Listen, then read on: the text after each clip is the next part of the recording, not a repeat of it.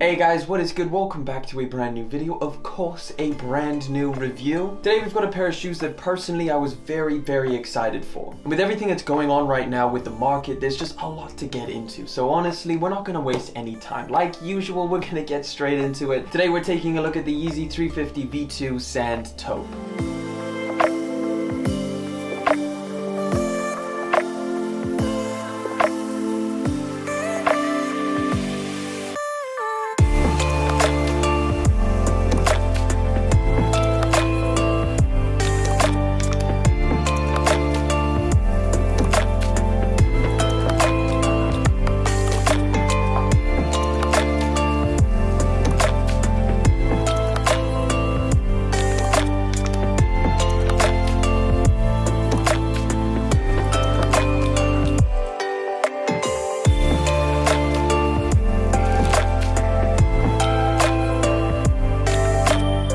$50, you know the deal. I mean, it's the classic Yeezy box. You got the boost, you have the size tag, which is pretty interesting.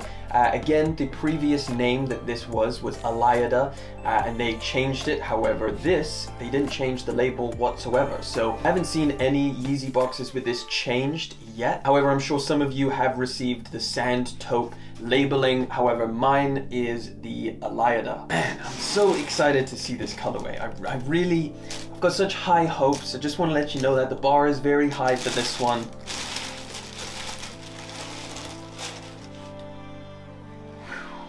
The Yeezy 350 Sand Taupe.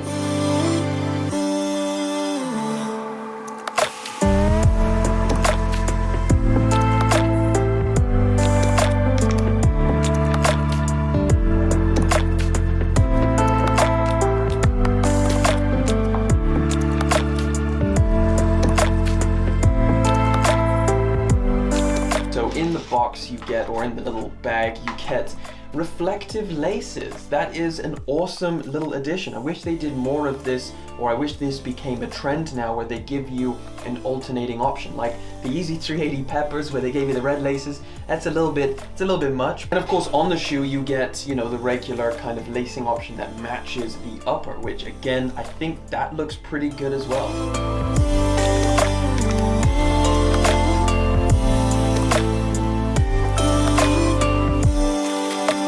I gotta be honest with you, I am loving this colorway. So like I said, yes, we do have a lot to talk about, but of course we need to get into some of the specifics, man. We need to know when these released and how much they cost. The release date on these was December the 19th, the final Yeezy 350 to cap off 2020's plethora of Yeezy 350s, and of course these retail for $220 out in the US or £180 flat here in the UK. The interesting part is the aftermarket on these, so the resell, right? What are you gonna get for this pair of shoes if you try to resell it? Well, actually these are pretty much going for zero profit. If you sold them on the like StockX or GOAT, you're pretty much not making any money. I think this was one of the quickest Yeezys to just go straight down like that. I feel like the other Yeezy 350s we've seen this year have kind of stayed up a little bit higher, you know, but this one it didn't.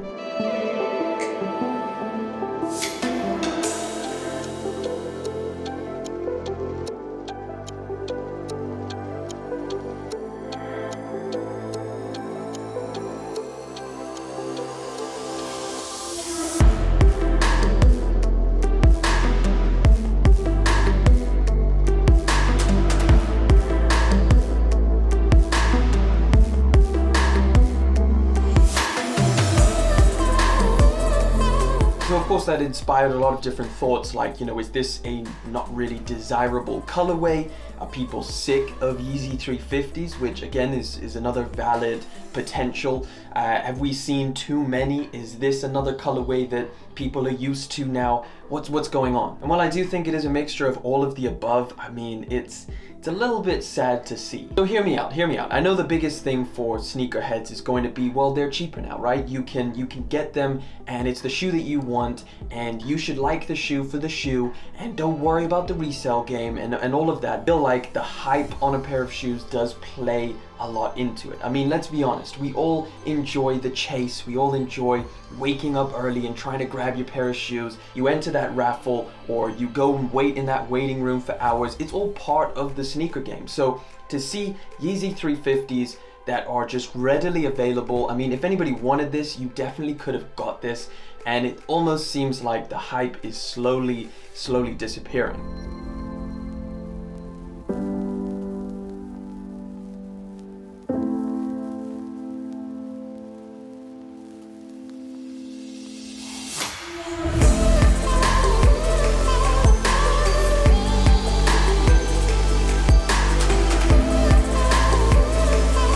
I like to have those conversations with people about the upcoming sneakers and what's going on, and I feel like it's a bit of a tough time for Yeezy right now. Again, there's a lot of different factors that play into this. There's been a lot of Yeezys that have released this year. I mean, Yeezy 350 alone, we've had a return of the bread, we've had a return of the zebra over here in the EU. So there's a lot of options and a lot of really crazy, amazing options that are releasing. So again, that could be a factor, but I just want to put the thought out there, what if Yeezys became a shoe that were readily available, that you could just walk into a store and pick them up? Would they have that same effect that they've had on you for the past 5-6 years? Whatever your answer to that question is, leave it down below, because I think that's one of the more interesting questions that I truly would like to know the answer to. Even though I guess we have seen a good amount of kind of neutral or earth tone Yeezys, this one with the darker kind of tan look to it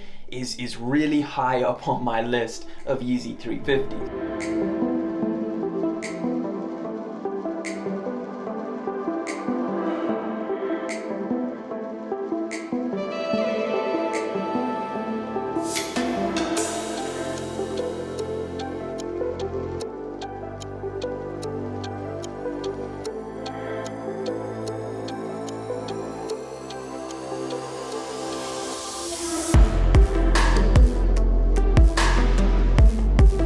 Essentially, this is a pretty monochromatic pair of shoes. A lot of the tones on it kind of match up, you know, unlike some of the other ones where you'll get some blue and you'll get some black and some purple. This one stays pretty much true. The laces match that upper, and of course you get this little orange stripe right at the top. It's not completely orange, it is kind of a more salmon or very, very light orange color. I think when it's contrasted with this darker tan color, it looks a little bit more orange. Now, like every other Yeezy 350, the knit is very complex. There's a lot of different fabric designs and different kind of feels to the texture of that prime knit, and you get that across the board all around it. The midsole again is that very dark kind of sand tan tone, so of course you can slightly see the boost that ranges from the back all the way through to the front, and of course gives you a very, very comfortable feel on foot. So I guess my question to you guys is, how are you feeling on the hype factor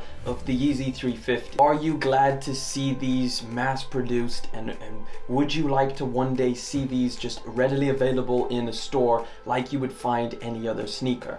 Let me know down in the comment section, and let me know if this colorway is something you went for or something you picked up, because I do really like it, but again, it just sparked off a lot of different ideas that I wanted to bring to the video. Either way, I'll catch you in the comment section below, but of course, thank you so much for coming through, liking the video, commenting, and of course subscribing. I will catch you in the next one, but until then.